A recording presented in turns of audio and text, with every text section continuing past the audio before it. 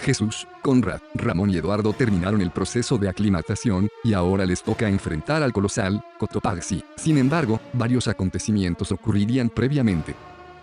El 13 de enero, siguiendo el itinerario que preparó Manuel, fueron al poblado de Papayacta para tomar un descanso en las aguas termales que fluyen desde el subsuelo volcánico de Ecuador. Llegaron a un balneario en el que había varias piscinas, cada una a una temperatura diferente, desde aguas calientes y sulfurosas, hasta aguas heladas provenientes del río cercano. Como niños pequeños, se quitaron la ropa y se metieron en la piscina más caliente. Estando relajados en el agua caliente, vieron que parte del tratamiento en las aguas termales era meterse súbitamente en la piscina de agua helada, para luego volver a la de agua caliente. Primero fue Conrad, luego le siguió Eduardo, quien se lanzó de pie en la piscina de agua helada y al caer al fondo se agachó para sumergirse totalmente. En el momento y con el cambio brusco de temperatura, no sintió nada en particular. Pero al salir de la piscina de agua fría para volver a la de agua caliente sintió una pequeña molestia en el dedo gordo del pie y al mirar hacia abajo se dio cuenta que estaba parado sobre un charco de sangre. En el fondo de la piscina de agua fría había una baldosa rota con bordes afilados. Se dirigió inmediatamente a la enfermería del lugar y sus compañeros no tuvieron problemas en encontrarle al seguir el rastro de sangre. En la enfermería solo pudieron desinfectarle la herida y ponerle unas gasas, pero seguía perdiendo mucha sangre. Fueron entonces al puesto militar de Papayacta,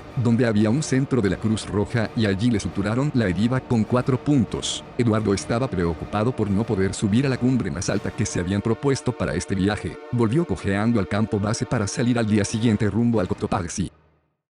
El 14 de enero se despidieron definitivamente del campo base, fueron a Quito a buscar el equipo que habían alquilado y se encontraron con una nueva conspiración del destino para no poder ascender al Cotopaxi. Las botas rígidas que habían reservado para Eduardo estaban alquiladas y no había ningún otro par que pudiera utilizar. Sin embargo, la persona que se las había llevado se encontraba en el Cotopaxi y lo contactaron para encomendarle que no las trajera de regreso a Quito y que se las diera en el refugio de la montaña. Más incertidumbre rodeaba el ascenso. Se dirigieron al Parque Nacional Cotopaxi. Mientras más se acercaban, más bella les parecía la montaña y más querían ascenderla. En la camioneta de Manuel llegaron hasta los 4.500 metros de altura en la misma ladera del volcán, donde hay un estacionamiento. De ahí en adelante, el ascenso se realiza a pie por una rampa arenosa que conduce al refugio José Félix Rivas, a 4.800 metros de altura. El ascenso por la rampa arenosa fue una tortura para Eduardo. A cada paso sentía que al flexionar el pie se templaban los puntos en la herida. Todos llegaron al refugio en aproximadamente 45 minutos, mientras él se tardó bastante más debido a esta molestia.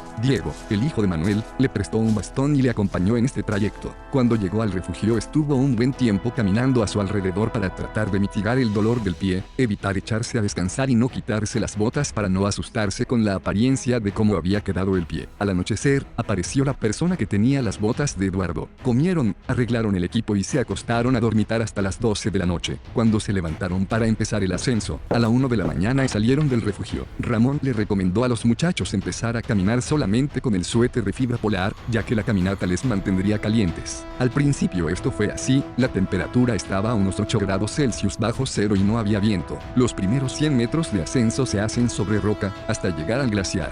Con las botas rígidas Eduardo no sintió molestia en el pie, ya que éstas evitaban que flexionara la punta. Llegaron a la base del glaciar y se sentaron sobre rocas heladas para ponerse los crampones. Había una gran cantidad de grupos ascendiendo la montaña y en las tinieblas se marcaba el camino hacia la cumbre por las linternas de las cordadas que iban subiendo. Una hora después de empezar a ascender por el glaciar, los grupos que iban adelante de ellos se empezaron a detener constantemente. Subían 5 minutos y se detenían 10. En el tiempo que estaban detenidos se enfriaban mucho, pero cuando pensaban sacar las chaquetas de plumón, las cordadas empezaban a avanzar. Ese ritmo se había convertido ya en rutina, cuando empezaron a soplar vientos bastante fuertes. Sin darse cuenta, estaban tiritando de frío y sin poder ponerse las chaquetas, ya que quitarse el morral significaba congelarse la espalda o detener la cordada cuando comenzara a avanzar. En esta situación estaban y de pronto, Eduardo, al darse cuenta de lo que estaba pensando, se empezó a reír solo.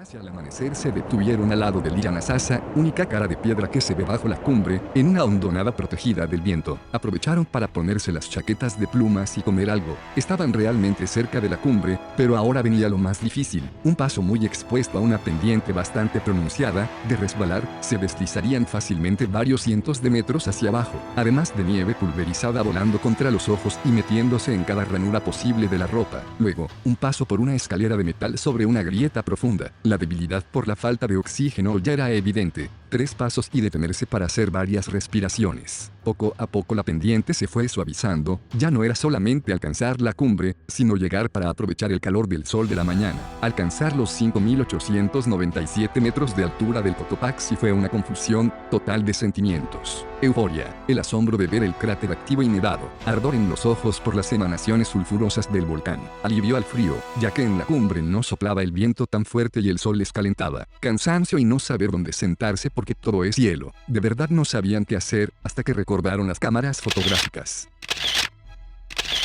Lamentablemente olvidaron la bandera en el equipaje, lo que les tomó desde la 1 en punto de la madrugada hasta las 7 en punto de la mañana, lo descendieron en poco menos de 2 horas. Llegaron nuevamente al refugio con los ojos irritados por el azufre, y solo entonces Eduardo recordó que tenía la herida del pie. Recordó también que había cramponeado con la punta de los pies. Se quitó la bota del pie derecho y vio la media bañada en sangre. Al llegar a Quito, Eduardo se dio cuenta que uno de los puntos se había roto y los que quedaban en su sitio eran un desastre total. Todavía quedaba el último reto, el Cayambe.